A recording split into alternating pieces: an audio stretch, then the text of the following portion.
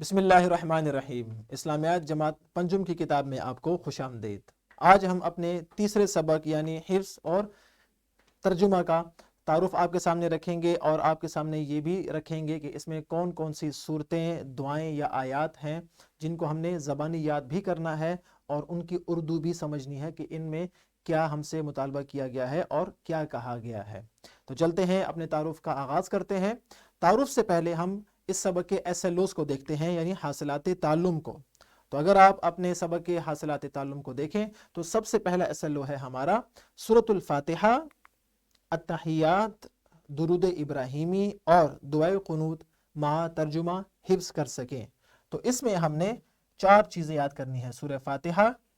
التحیات، درود ابراہیمی اور دعائے قنوت، اور صرف یہی نہیں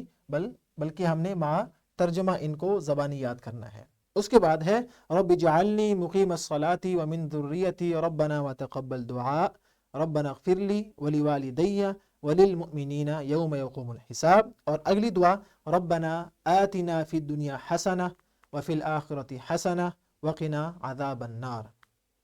یہ 2 دعائیں بھی انشاءاللہ ہم مع ترجمہ زبانی یاد کریں گے۔ اور اگلا SLO ہے سبق میں شامل مسنون دعاؤں اور صورتوں کے معنی اور مفہوم کو جان سکیں، یعنی ان صورتوں اور ان دعاؤں کے معنی اور مفہوم کو ہم نے سمجھنا ہے کہ اس کا مفہوم کیا ہے، اس کا خلاصہ کیا ہے، اور ان دعاؤں کو جو آپ کو 2 پر 2 دعائیں بتائی گئی اور اس سے پہلے دعائیں قنوت بتائی گئی، ان دعاؤں کو اپنی روزمرہ زندگی بالخصوص نماز میں پڑھ سکیں، اس لیے کہ یہ تمام چیزیں نماز ہی سے متعلق ہیں، چاہے وہ تحیات ہو، سورہ فاتحہ ہو، درود ابراہیمی ہو اور دعائے قنوت ہو، یا مذکورہ 2 دعائیں جو آپ کے سامنے لکھی ہوئی ہیں۔ اب چلتے ہیں اور دیکھتے ہیں کہ کتاب میں ان صورتوں کو اور ان دعاؤں کو کس طرح لکھا گیا ہے اور وہاں پر کون سا مواد آپ کے لیے موجود ہے۔ اگر ہم کتاب کو دیکھیں تو سب سے پہلے یہ QR کوڈ موجود ہے، جس کے ساتھ ہی آپ کو نظر آئے گا سبق کا نام اور اس کا نمبر۔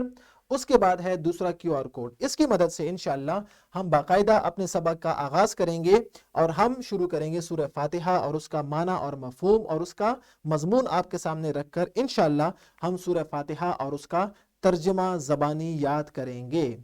اس کے بعد ہم التحیات، اس کا معنی اور مفہوم اور اس کا ترجمہ یاد کریں گے اس QR کوڈ کی مدد سے، اور ہم یہ بھی سمجھیں گے کہ اس التحیات میں اس کا مضمون کیا ہے اور اس میں کس چیز کی دعا کی گئی ہے۔ اس کے بعد ہے درود ابراہیمی۔ درود ابراہیمی کا معنی اور مفہوم ہم آپ کے سامنے رکھیں گے اور آپ کو یہ بتائیں گے کہ اس کا مفہوم کیا ہے، اور اس کے بعد درود ابراہیمی اور اس کا ترجمہ موجود ہے جو کہ ہم اس QR کوڈ کی مدد سے آپ کے سامنے رکھیں گے۔ اس کے بعد اگلے صفحے پر موجود ہے ایک اور QR کوڈ جس کی مدد سے انشاءاللہ ہم دعائے قنوت آپ کے سامنے اس کا معنی اور مفہوم رکھیں گے اور بتائیں گے کہ اس کا معنی اور مفہوم کیا ہے، اس میں کون کون سی دعائیں کی گئی ہیں، تاکہ آپ کو یہ معلوم ہو کہ جب آپ دعائے قنوت کی تلاوت کرتے ہیں، اس کو پڑھتے ہیں، تو آپ اللہ تعالیٰ سے کیا کیا دعا کرتے ہیں۔ اس کے بعد 2 مزید دعائیں جو کہ حضرت ابراہیم علیہ السلام نے مانگی تھی، وہ دعا اور اس کا معنی اور مفہوم آپ کے سامنے رکھیں گے اور بتائیں گے کہ اس دعا میں اپنے لیے، والدین کے لیے اور تمام مسلمانوں کے لیے دعائیں مغفرت کی گئی ہے۔ اور اس کے بعد ساتھ ہی آپ کو نظر آئے گا گھر کا کام جو کہ انہی دعاؤں سے متعلق ہے۔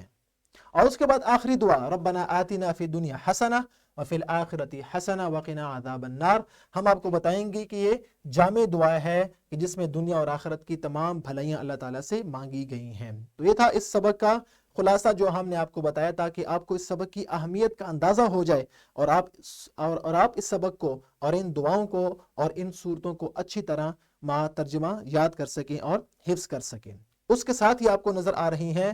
سرگرمیاں جو کہ سبق کی تفہیم کے لیے انشاءاللہ مفید ثابت ہوں گی، اور اساتذہ کے لیے موجود ہے رہنمائے اساتذہ جن کی مدد سے سبق کی تدریس ان کے لیے مزید آسان ہوگی انشاءاللہ تعالی۔ سبق کے اختتام پر حسب معمول ایک عملی منصوبہ، ایک جامع عملی منصوبہ یعنی پروجیکٹ موجود ہے جو کہ مفصل انشاءاللہ آپ نے کرنا ہے اور یہ تقریباً انشاءاللہ 1 ہفتے پر مشتمل ہوگا۔ اور اس کے بعد سب سے آخر میں مزید پڑھیں کا عنوان موجود ہے جس کی مدد سے آپ ان دعاؤں، ان صورتوں اور ان آیات کو اچھی طرح سمجھ سکتے ہیں اور سیکھ سکتے ہیں۔ تو آپ نے اگلے اسباق کو خوب غور سے اور شوق سے اور ذوق سے سننا ہے، اور ان کے ساتھ دی گئی پی پی ٹی کو اور لیسن پلان کو اور ورک شیٹ کو آپ نے ضرور اپنے عمل میں لانا ہے اور اس پر عمل کرنا ہے، تاکہ آپ کو ان سبق کا سمجھنا بہت آسان ہو جائے اور فائدہ مند بھی ہو جائے۔ تو انشاءاللہ اگلے سبق میں پھر ملاقات ہوگی۔ فی امان اللہ۔